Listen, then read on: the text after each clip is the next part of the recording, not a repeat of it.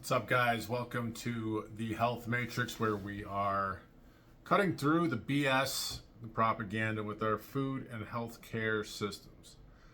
And so I titled this video, "If the Flies Won't Eat It, Neither Should You." And it's a litmus test for our food. Okay, so I worked at a nutrition club, a smoothie shop, where we also did wellness profiles and all types of stuff like that, about 10 years ago.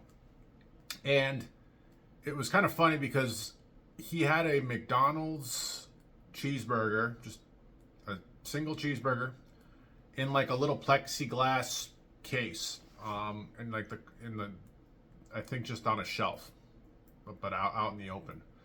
And the thing was, it had been there for 2 years. And it wasn't like airtight. It wasn't like, blocked from the outside. It was just like a cheap little plexiglass thing, plastic case. And there was like a layer of dust on this cheeseburger. But eventually he removed it because people kind of got grossed out. But the whole idea was that it would not decompose. So you can do that with McDonald's cheeseburger these days too. I know that they may have changed their ingredients a little bit, but I'm pretty sure that the flies and bacteria still will not eat that burger. If you leave it like on the counter for like weeks on end, at least, if not months. I've seen this with donuts too, with that preservative that's on donuts, cheap donuts. Bacteria and flies will not consume the food. And so unless you put it outside unless in the weather and the elements, and it like gets super wet and just kind of dissolves away. Guys, I don't know if you know a lot about the microbiome and what goes on in your digestive tract, but basically it's full of bacteria. There's enzymes in there as well, but a big giant chunk is your microbiome, your gut bacteria. They break down food. That's what bacteria do. They consume dead tissue. So most of the time, whatever you're eating is dying. It's in the process of dying. It may even be like a fresh fruit or vegetable, but once you pull that fruit or vegetable off the vine or whatever it is, or you pick it out of the ground and you remove it from its life source, the soil, or you've killed the meat, right? You now have a dead product.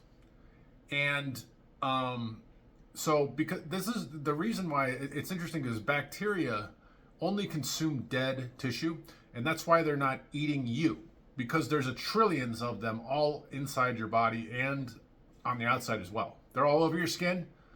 This is why, unfortunately, when you pass away of whatever cause, your body starts to decompose. The bacteria that were there the entire time, and plus more, will now start to decompose the rotting tissue. And this is another reason why it's a problem that on the internal, like, if you're really unhealthy and you're eating toxic garbage and it's causing cells to die, which cells will die and turn over naturally in a controlled state. And the bacteria are there to remove your dead cells. Otherwise, they would clog up the system themselves. And this is the cycle of life, to put it bluntly. So if you eat things that are not able to be digested by your body, now they will be digested. They will be partially digested. And I'm speaking about, again, this processed, disgusting, preservative, color, fake Frankenstein food that I've talked about in other videos, like McDonald's cheeseburgers or Burger King or Taco Bell, all of them. They're chocked full of like different foaming agents and chemicals of some sort that your body can't break down.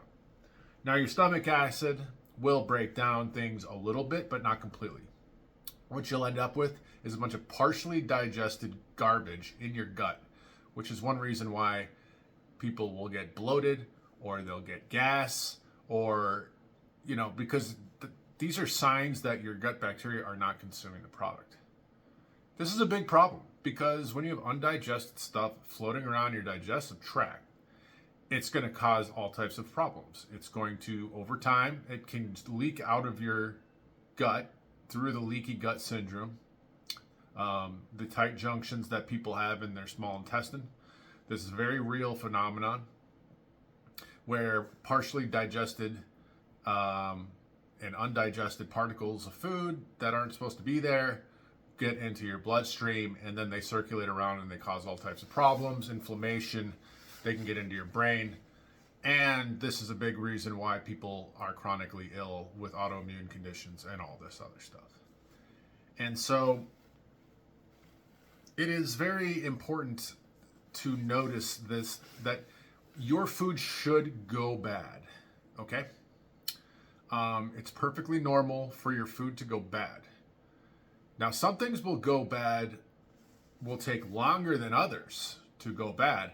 And the caveat is there could be good things that do that. For instance, honey or garlic, which is one reason why they're natural antibiotics and they have such healing properties, because they don't break down very quickly. You can have garlic, or especially like fermented, well, not fermented, but like pickled foods, things with vinegar.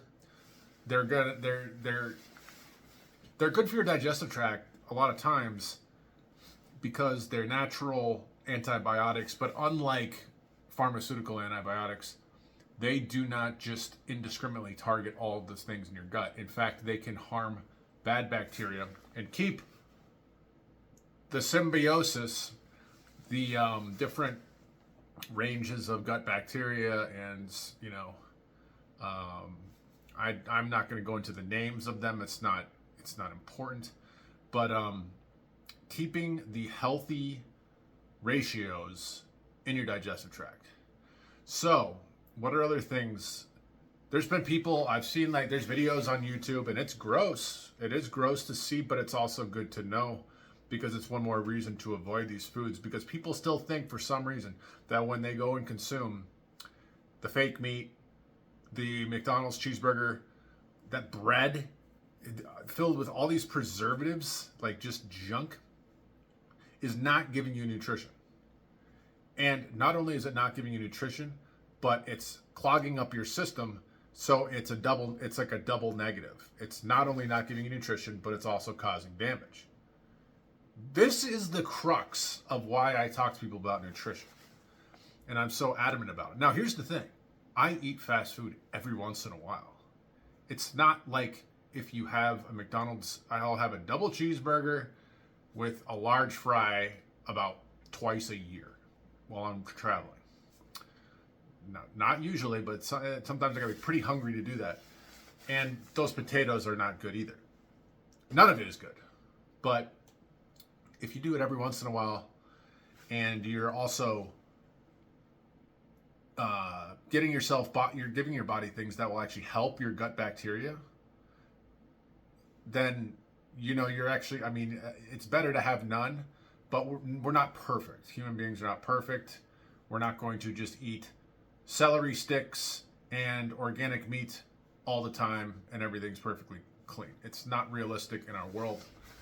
But what I want to say is you need to consume things that are going to go bad. And some things, like fermented vegetables or foods in general, it's purposeful spoiling, right?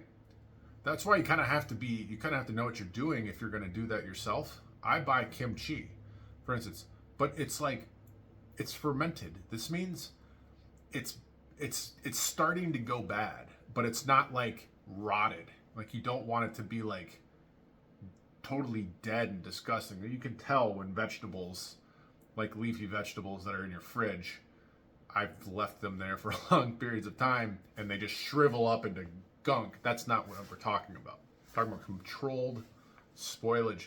What this does is it introduces bacteria in your body. Bacteria is not the enemy, but the wrong kinds of bacteria in the wrong places is the enemy, is what I'm saying. So guys, I just wanted to keep this video short. If you like, make sure to like the video, subscribe. I appreciate it. It grows the channel. It's hard to grow these channels organically. I hope you guys enjoy the information. All my links are going to be in the description to my blog and all that, but we'll be back again shortly with another health matrix topic. Peace out.